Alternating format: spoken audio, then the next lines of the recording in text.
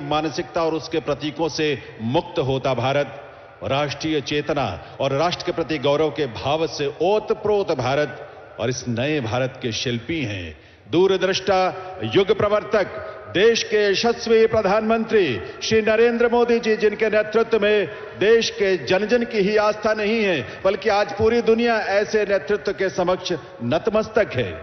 आइए आपकी करतल ध्वनि के साथ माननीय प्रधानमंत्री महोदय से निवेदन करें, उनसे प्रार्थना करें कि इस अवसर पर अपने संबोधन के लिए पधारें। माननीय प्रधानमंत्री श्री नरेंद्र मोदी जी।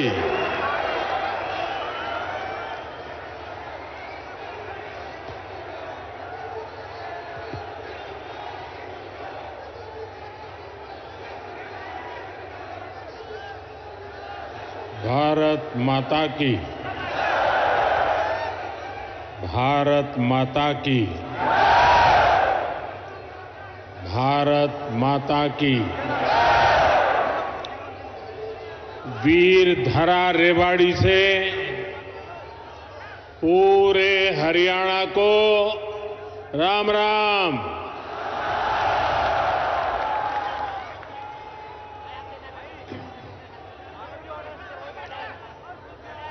मैं जब भी रेवाड़ी आता हूं तो कितनी ही पुरानी यादें ताजा हो जाती है। रेवाड़ी से मेरा रिश्ता कुछ अलग ही रहा है। मैं जानता हूं रेवाड़ी के लोग मोदी को बहुत ज्यादा प्यार करते हैं।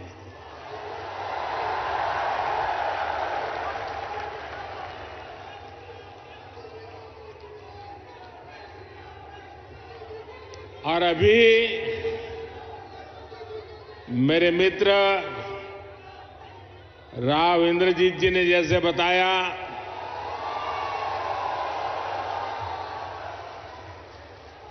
मुख्यमंत्री मनोहर लाल जी ने जैसे बताया कि मैं 2013 में जब भारतीय जनता पार्टी ने मुझे पीएम के उम्मीदवार के रूप में घोषित किया था तो मेरा पहला कार्यक्रम रेवाड़ी में हुआ था।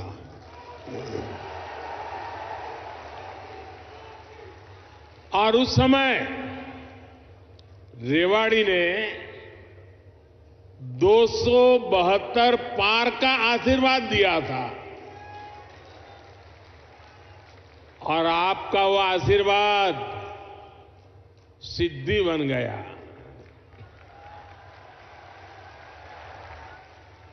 अब लोग कह रहे हैं कि मैं फिर एक बार रेवाड़ी आया हूं तो आपका आशीर्वाद है अब की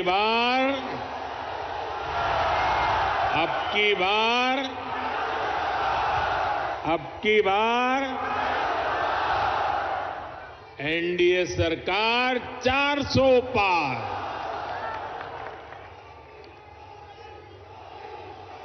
साथियों, लोकतंत्र में सीटों का महत्व तो है ही, लेकिन मेरे लिए उसके साथ साथ जनता जनार्दन का आशीर्वाद ये मेरे लिए बहुत बड़ी पूंजी है।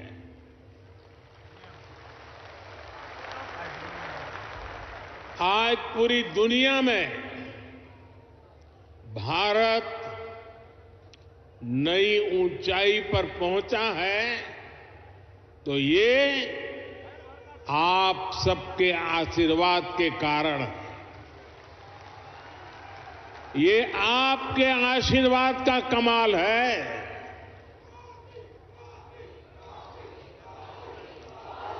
मैं कल ही 2 देशों की यात्रा के बाद देर रात हिंदुस्तान लौटा हूं। यूएई और कतर में जिस प्रकार का आज भारत को सम्मान मिलता है, हर कोने से भारत को शुभकामनाएं मिलती हैं, वो सम्मान सिर्फ मोदी का नहीं है, वो सम्मान हर भारतीय का है, आप सबका है।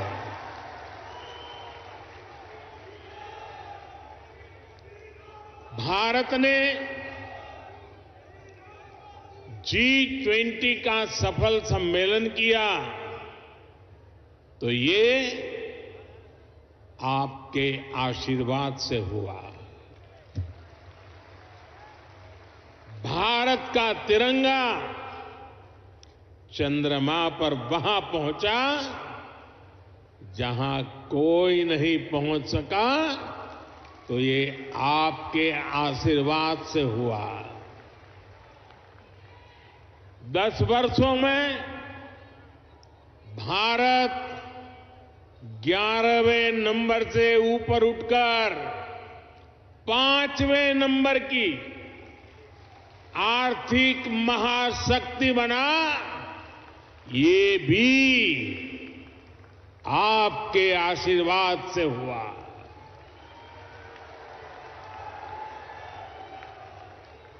और अब मुझे अपने तीसरे टर्म में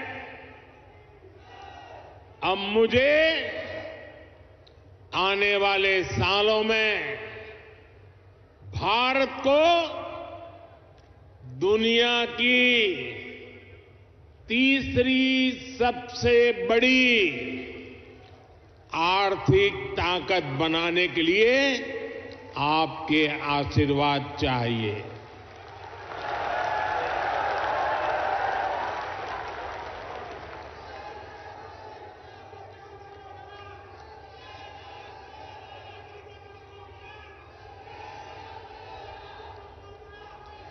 हरियाणा के मेरे भाई और बहनों,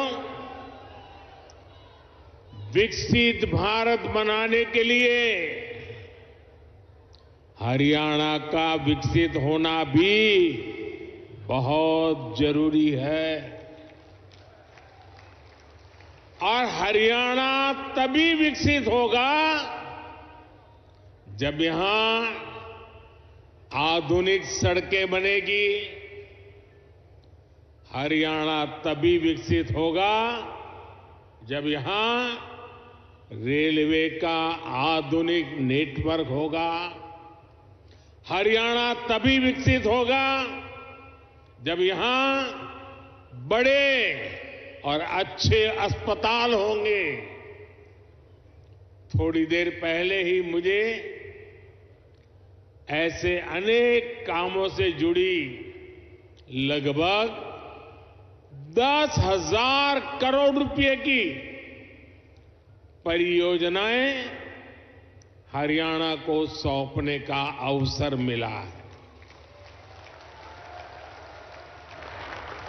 इसमें रेवाड़ी एम्स है, गुरुग्राम मेट्रो है, कई रेल लाइन है, नई ट्रेन है। इनमें ज्योति सरमय कृष्ण सर्किट योजना से बना एक आधुनिक और भव्य म्यूजियम भी है। और प्रभु राम के आशीर्वाद ऐसे हैं कि आजकल मुझे हर स्थान पर ऐसे पवित्र कामों से जुड़ने का अवसर मिल जाता है।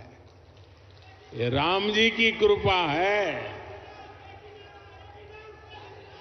ये म्यूजियम भगवान श्री कृष्ण के गीता संदेश और इस पावन धरा की भूमिका से दुनिया को परिचित कराएगा। मैं रेवाड़ी सहित पूरे हरियाणा के लोगों को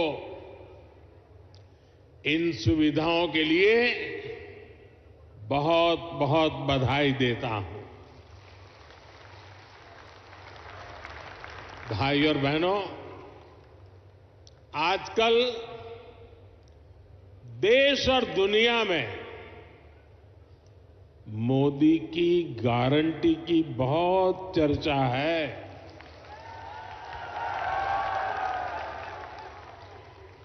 और रेवाड़ी तो मोदी की गारंटी का सबसे पहला गवाह है। यहां पीएम पद के उम्मीदवार के रूप में मैंने देश को कुछ गारंटियां दी थी।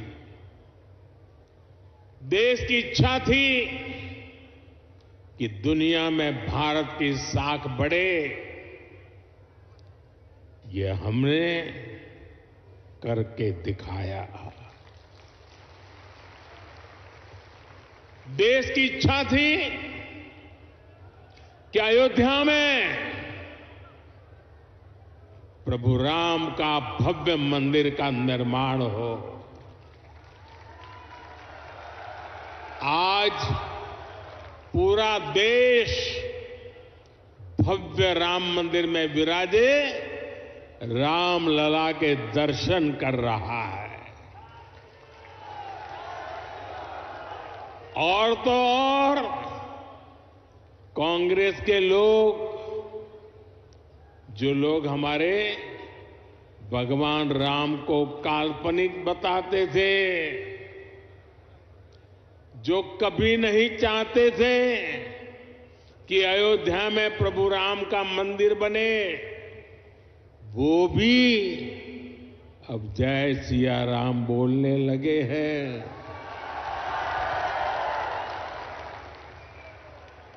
साथियों, कांग्रेस ने दशकों तक जम्मू कश्मीर से आर्टिकल 370 हटाने पर रोड़े अटकाए थे।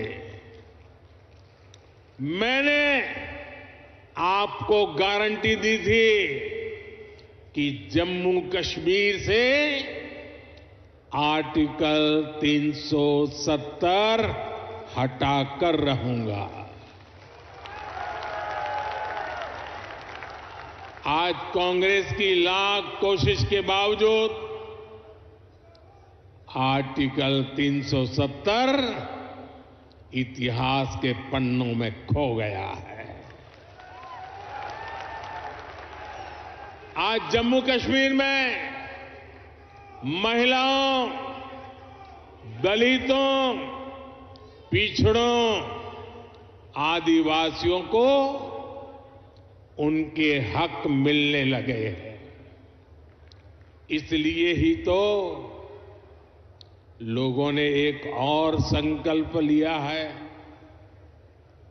और जनता जनार्दन कह रही है, आप लोग कह रहे हैं, जिसने 370 हटाया, जिसने 370 हटाया, उस बीजेपी का टीका 370 सीटों से होगा।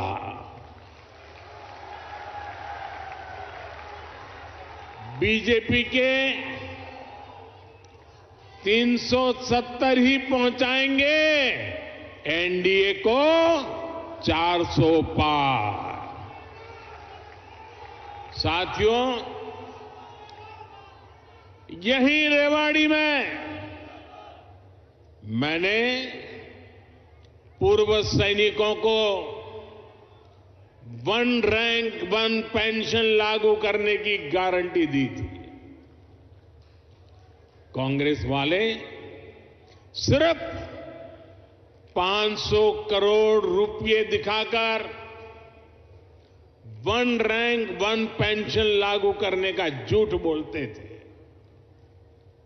रेवाड़ी की वीर धरा से लिया गया वो संकल्प मैंने आपके आशीर्वाद से पूरा किया। अभी तक ओआरओपी के तहत वन रैंक वन पेंशन के तहत पूर्व सैनिकों को करीब करीब 1 लाख करोड़ रुपए मिल चुके हैं और इसके बड़े लाभार्थी हरियाणा के भी पूर्व सैनिक रहे हैं। सिर्फ रेवाड़ी के ही सैनिक परिवारों की बात करूं तो उन्हें ओआरओपी से 600 करोड़ रुपए से ज्यादा मिले हैं। आप मुझे बताइए, जितना पैसा रेवाड़ी के सैनिक परिवारों को मिल रहा है उससे भी कम कांग्रेस ने पूरे देश के पूर्व सैनिकों के लिए बजट में रखा था, सिर्फ 500 करोड़। ऐसे झूठ और धोखेबाजी के कारण ही कांग्रेस को देश ने नकार दिया है। साथियों, मैंने रेवाड़ी वासियों को, हरियाणा के परिजनों को यहां एम्स बनाने की भी गारंटी दी थी। आज यहां एम्स के निर्माण की प्रक्रिया शुरू हो गई है और हमारे राव इंद्रजीत तो इस काम के लिए लगातार, वो बोलते कम है लेकिन जो तय करे उसके पीछे लगे रहते हैं। आज एम्स का शिलान्यास हुआ है तो मेरी गारंटी की, और मैं आपको कहूंगा कि आज उसका शिलान्यास किया है और लोकार्पण भी हम ही करेंगे।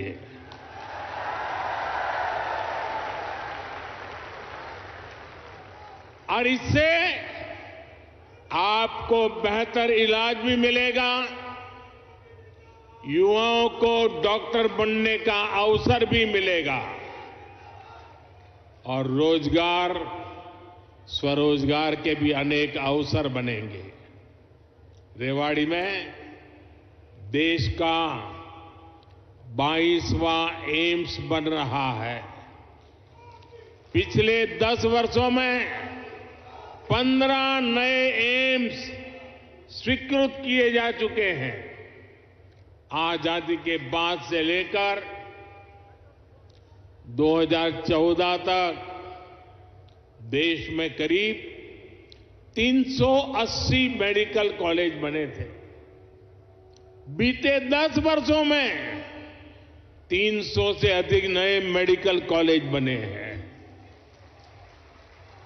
हरियाणा में भी हर जिले में कम से कम एक मेडिकल कॉलेज बनाने का काम तेजी से चल रहा है। साथियों, मैं ऐसी अनेक गारंटियां गिना सकता हूं जो देशवासियों के आशीर्वाद से पूरी हो चुकी है। लेकिन कांग्रेस का ट्रैक रिकॉर्ड क्या है? कांग्रेस का ट्रैक रिकॉर्ड देश की आधे से अधिक आबादी को दशकों तक छोटी छोटी जरूरतों से दूर रखना का है, तरसाने का है। कांग्रेस का ट्रैक रिकॉर्ड सिर्फ एक परिवार के हित को देश और देशवासियों के हित से ऊपर रखने का है। कांग्रेस का ट्रैक रिकॉर्ड इतिहास के सबसे बड़े घोटालों का है। कांग्रेस का ट्रैक रिकॉर्ड आतंकवाद और अलगाववाद को बढ़ावा देने का है। कांग्रेस का ट्रैक रिकॉर्ड सेना और सैनिक दोनों को कमजोर करने का है। ये बातें याद रखनी जरूरी है, क्योंकि आज भी कांग्रेस की टीम वही है, नेता वही है, नीयत वही है और उन सब की निष्ठा एक ही परिवार के लिए है। तो नीति भी तो वही होगी जिसमें लूट है, भ्रष्टाचार है, बर्बादी है। साथियों, कांग्रेस सोचती है कि सत्ता में रहना उसका जन्मसिद्ध अधिकार है, इसलिए गरीब का ये बेटा जब से पीएम बना है, ये एक के बाद एक मेरे खिलाफ साजिशें करते जा रहे हैं। लेकिन ईश्वर रूपी जनता जनार्दन का आशीर्वाद मेरे साथ है। कांग्रेस की हर साजिश के सामने जनता जनार्दन ढाल बनकर खड़ी हो जाती है।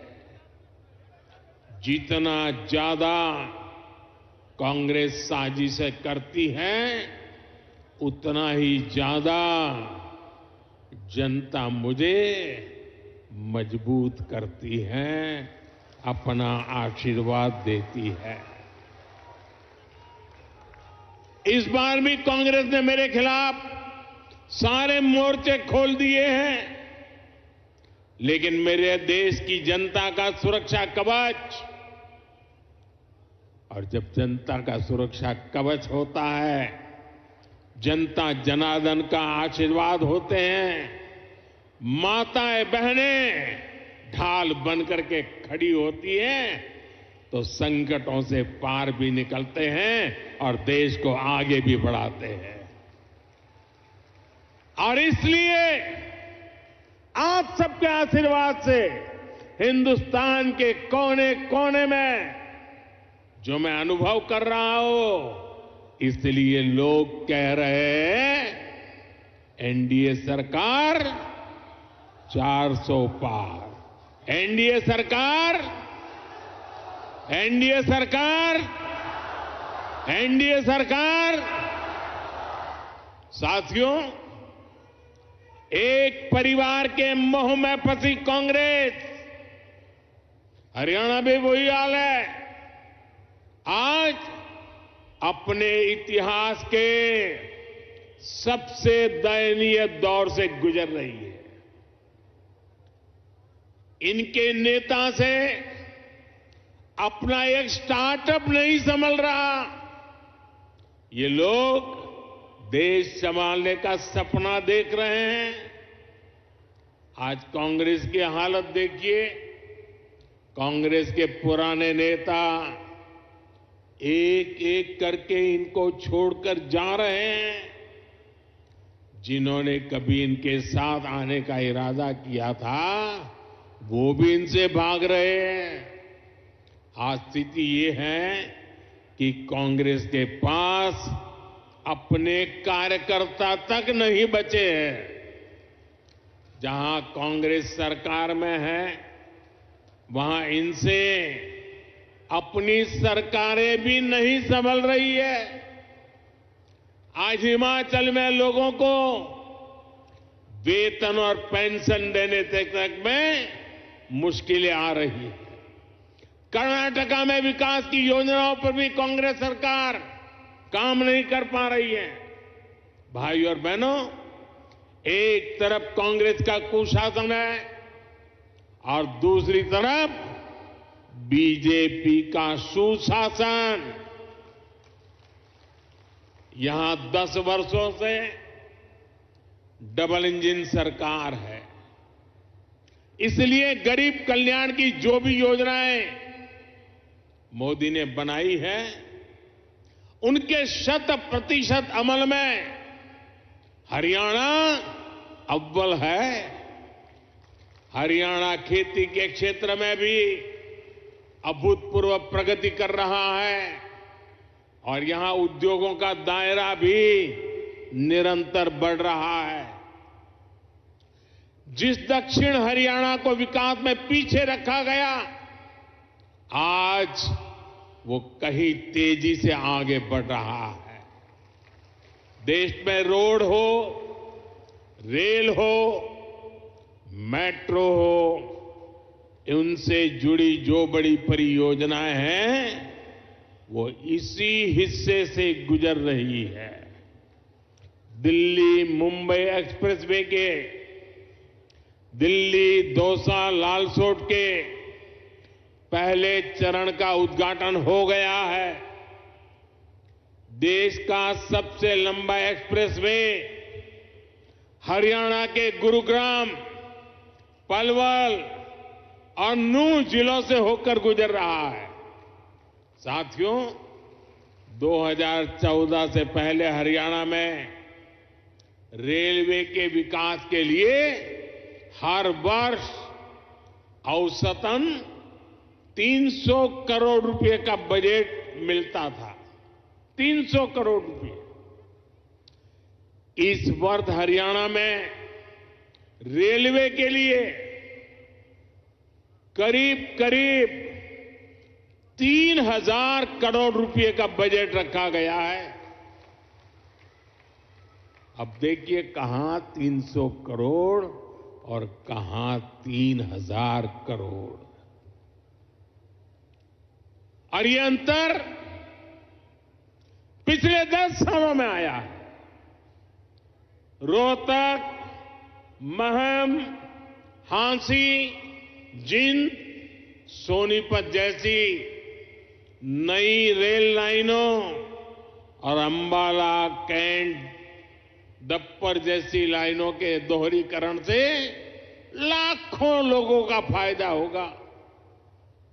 ऐसी सुविधाएं जब बनती है तो जीवन भी आसान होता है और कारोबार भी आसान होता है। भाई और बहनों, इस क्षेत्र में किसानों को पानी की बहुत समस्या रहती थी। राज्य सरकार ने इस समस्या के समाधान के लिए भी सराहनीय काम किया है। दुनिया की सैकड़ों बड़ी कंपनियां आज हरियाणा से चल रही हैं। इसमें बहुत बड़ी संख्या में नौजवानों को रोजगार मिला है। साथियों, हरियाणा कपड़ा और परिधान उद्योग में भी अपना नाम ऊंचा कर रहा है। देश से निर्यात होने वाले 35% से अधिक कालीन, करीब 20% परिधान हरियाणा में ही बनते हैं। हरियाणा के टेक्सटाइल उद्योग को हमारे लघु उद्योग आगे बढ़ा रहे हैं। पानीपत हथकरघा उत्पादों के लिए, फरीदाबाद कपड़ा उत्पादन के लिए, गुरुग्राम रेडीमेड गारमेंट के लिए, सोनीपत टेक्निकल टेक्सटाइल के लिए, तो भिवानी गैर बुने हुए वस्त्रों के लिए आज प्रसिद्ध है। पिछले 10 वर्षों में एमएसएमई के लिए, लघु उद्योगों के लिए लाखों करोड़ रुपए की मदद केंद्र सरकार ने दी है। इससे पुराने लघु उद्योग, कुटीर उद्योग ये तो मजबूत हुए ही हैं, हरियाणा में हजारों नए उद्योग भी स्थापित हुए हैं।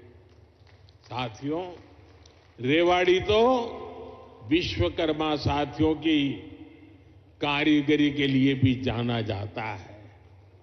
यहां की पीतल की कारीगरी और हस्तकला बहुत मशहूर है। 18 व्यवसायों से संबंधित ऐसे पारंपरिक कारीगरों के लिए पहली बार पीएम विश्वकर्मा नाम से एक बड़ी योजना हमने शुरू की है। पीएम विश्वकर्मा योजना से देश भर में लाखों लाभार्थी जुड़ रहे हैं। भाजपा सरकार इस योजना पर 13,000 करोड़ रुपए खर्च करने जा रही है। ये योजना हमारे इन पारंपरिक कारीगरों और उनके परिवारों का जीवन बदलने वाली है। भाई और बहनों, मोदी की गारंटी उसके साथ है जिसके पास गारंटी देने के लिए कुछ भी नहीं है। देश के छोटे किसान के पास बैंकों को गारंटी देने के लिए कुछ नहीं था। मोदी ने उन्हें पीएम किसान सम्मान निधि की गारंटी दी। देश के गरीब, दलित, पिछड़े, ओबीसी परिवार के बेटे बेटियों के लिए बैंकों में गारंटी देने के लिए कुछ नहीं था। मोदी ने मुद्रा योजना शुरू की और बिना गारंटी का लोन देना शुरू किया। देश में अनेक साथी रेहड़ी, पटरी, ठेले पर छोटा मोटा कारोबार करते आए हैं। दशकों से ये काम शहरों में ये साथी करते रहे हैं।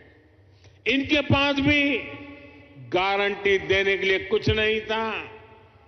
पीएम स्वनिधि योजना से इनकी गारंटी भी मोदी ने ली है। साथियों, गांव के हमारी बहनों की स्थिति 10 वर्ष पहले तक क्या थी? बहनों का अधिकतर समय पानी के जुगाड़ में, खाना पकाने के लिए लकड़ी या दूसरे इंतजाम में लग जाता था। मोदी मुफ्त गैस कनेक्शन लेकर आया, घर तक पानी का नल लेकर के आया। आज हरियाणा के गांवों की मेरी बहनों को सुविधा हो रही है, समय बच रहा है। यही नहीं, इस समय का उपयोग बहनें अपनी कमाई बढ़ाने के लिए कर पाए, इसका भी इंतजाम किया गया है। पिछले 10 वर्षों में देश भर में 10 करोड़ बहनों को हमने स्वयं सहायता समूहों से जोड़ा है। इसमें हरियाणा की भी लाखों बहनें हैं। बहनों के इन समूहों को लाखों करोड़ रुपए की मदद दी गई है।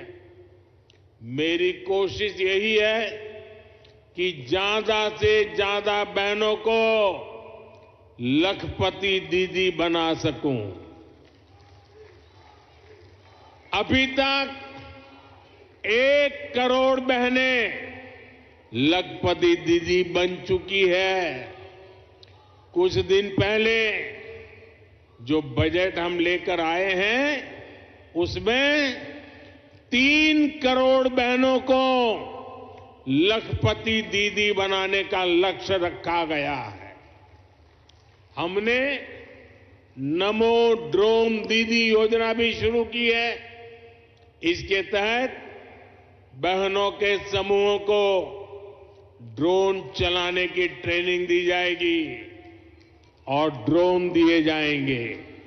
ये ड्रोन खेती के काम में आएंगे और इससे बहनों को अतिरिक्त कमाई होगी। साथियों, हरियाणा अद्भुत संभावनाओं का राज्य है। मैं हरियाणा के फर्स्ट टाइम वोटर्स को, जो पहली बार मतदान करने वाले हैं, जो 18, 20, 22 साल की उम्र के हैं, उनको विशेष रूप से कहूंगा कि आपका भविष्य बहुत उज्जवल होने वाला है। डबल इंजन सरकार आपके लिए विकसित हरियाणा बनाने में जुटी है। टेक्नोलॉजी से टेक्सटाइल तक, टूरिज्म से ट्रेड तक, हर सेक्टर में रोजगार के नए अवसरों के लिए हम प्रयासरत हैं।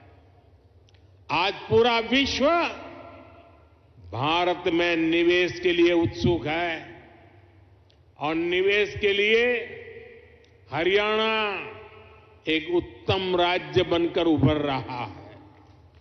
और निवेश बढ़ने का मतलब है कि नौकरी के नए अवसर भी बढ़ रहे हैं।